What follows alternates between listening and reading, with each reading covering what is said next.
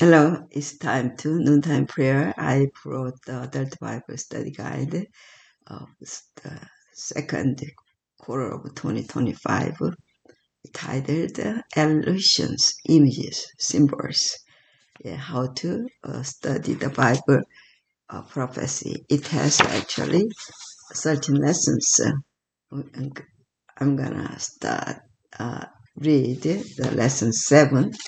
Yeah, lesson 7 titled Foundations for Prophecy. Yeah, today is the Monday, so let's go to the read the memory text that comes from the book of Isaiah 6:8.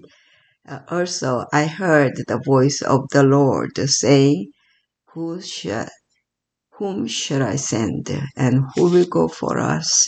And I said, Here am I, send me. Yeah. God's right to rule the universe is founded upon his position as the creator of all things, Revelation 4:11, and also upon his character. It is in discovering God's righteous character that we begin to understand the how and why simple human beings fall short of the glory of God. Romans 3:23. Yeah, so this week we move further into the vision of the throne room and consider how the human race relates to a holy God and how the sacrifice of Christ restores us and brings us close to the throne. God plans to restore us, not just as individuals, but also as a race, so that we once again reveal His glory to the rest of creation. By searching through the rest of the Bible, we can find the important clues that help us understand and begin to appreciate the high calling that God has extended to us, a wrath of forgiven and redeemed sinners. So the human rebellion ultimately and forever will be ended, and more than that, God's loving character, his self-denying and self-sacrificing character will shine even brighter than it did in his original design for humanity, though God never intended for humanity to fall through the cross. God's loving character has been put on display in a remarkable way. So the Sunday, here I am and send me. So there are only after Isaiah 6:6-8, Isaiah knew that in sin means that we are undone. The wages of sin is death, but instead of leaving us to the consequence of sin, a God of love pulls us closer. What was the outcome of this meeting and why is it important? Only after Isaiah knew that his sin was purged did he say, Here am I, send me, Isaiah 6:8. How can each one of us, our sins purged by the blood of Jesus, respond as Isaiah did here? And then Monday, the two cherubim. As soon as our first parents were expelled from the garden, God offered the hope of Messiah, Genesis 3:15. Then he established a powerful symbol at the gates of Eden, two cherubim with a brilliant flashing light between them. It should not be lost on us that this scene so closely resembles the Ark of the Covenant, a symbol of God's throne. Exodus 25:18. Read Genesis 3:21-24. What job were the cherubim tasked with, and why? Yeah. So in the Bible, cherubim are associated with the presence of God. See First Chronicles 13:6, Psalm 81, and Isaiah 37:16, in particular with his throne, which is the place where his name is proclaimed. We should not fail to notice that the 24 elders who attend God's throne in Revelation 4 and 5 sing his praises and declare his right to rule as the one who created all things. Revelation 4:11. This can help us understand the throne room scene and our role as forgiven sinners in relationship to our Master and Maker. And Tuesday, like burning coals of fire. Yeah, I need to read. Today is the Monday. Yeah, I I don't remember. I remembered what day is today. It's May 12, Monday. Yeah, the two cherubim, as soon as our first parents were expelled from the garden, God offered the hope of Messiah, Genesis 3:15. Then he established the powerful symbol at the gates of Eden, two cherubim with a brilliant flashing. Yeah, life between them, it should not be lost on us that this scene so closely resembles the Ark of the Covenant, a symbol of God's throne. Exodus 25:18. Read Genesis 3:21 through 24. What job were the cherubim tasked with and why?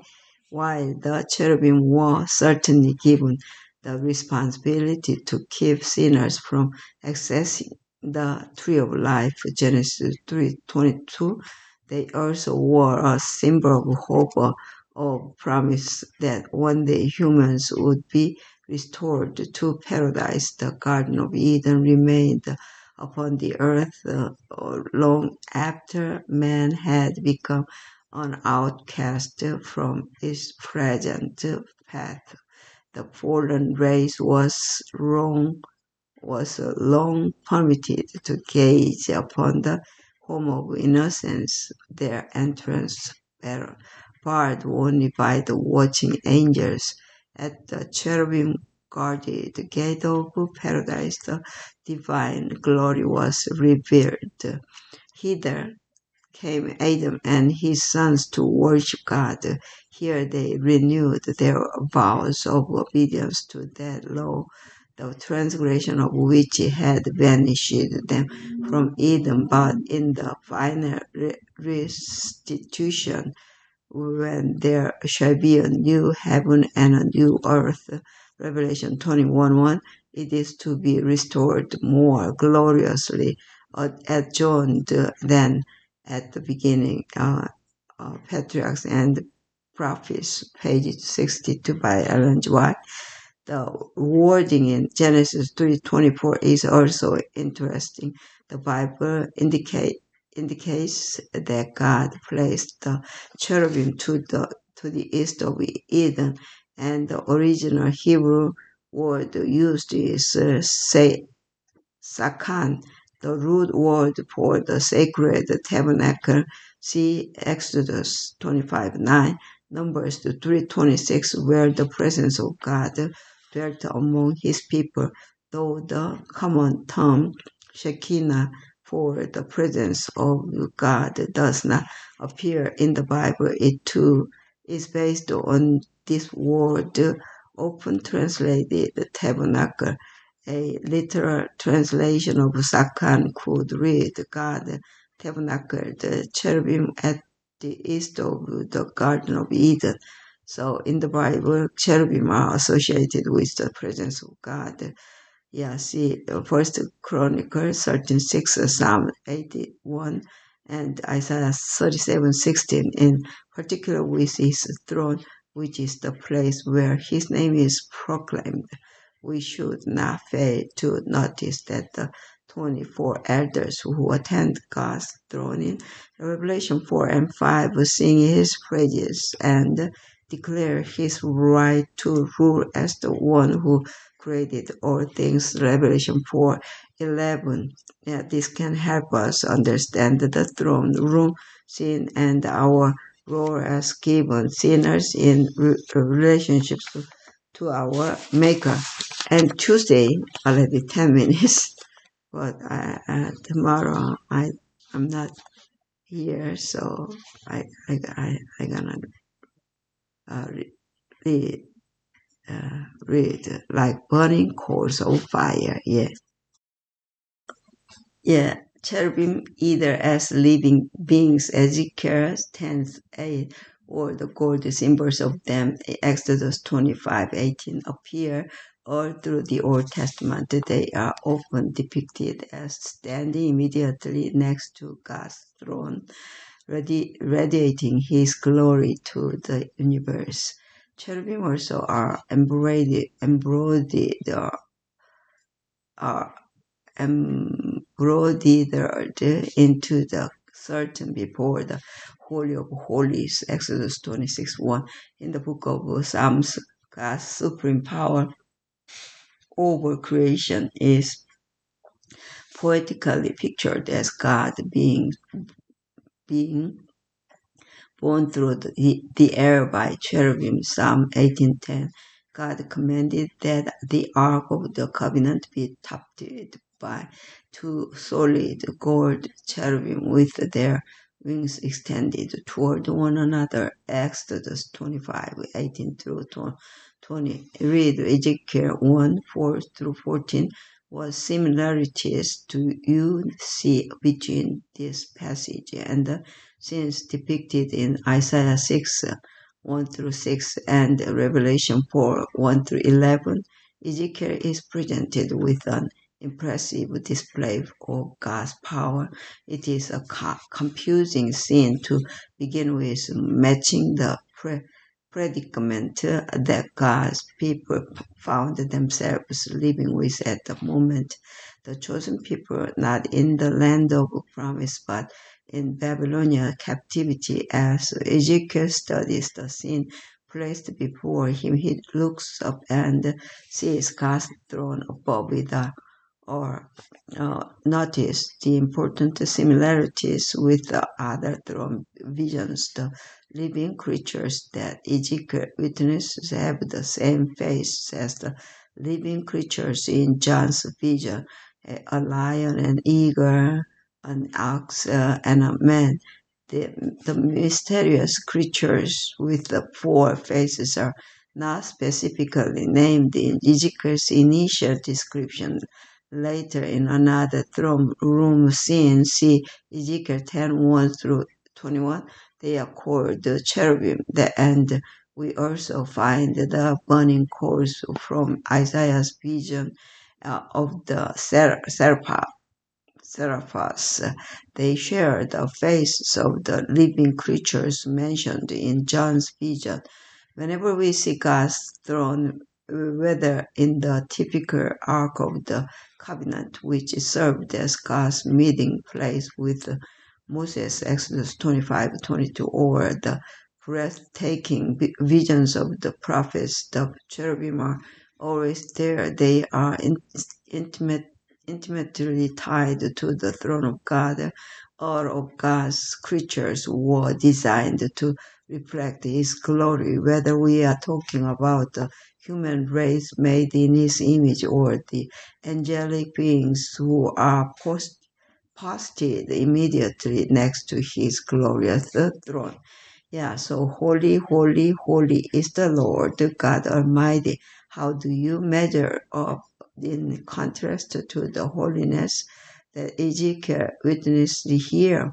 What does your answer tell you about you need of the gospel? Yeah, holy, holy, holy. Yeah, let's pray with the Lord's Prayer. Our Father which art in heaven, hallowed be thy name. Thy kingdom come, thy will be done on earth as it is in heaven. Give us this day our daily bread, and forgive us our debts as we forgive our debtors. And lead us not into temptation, but deliver us from evil. For thine is the kingdom and the power and the glory forever and ever. Yeah, amen. Amen. May God bless all of you. Yeah, if I if I read each one page, it takes about 4 or 5 minutes. So today, lesson 7. So I read the Saturday and Sunday and Monday and Tuesday one. So it takes 15 minutes.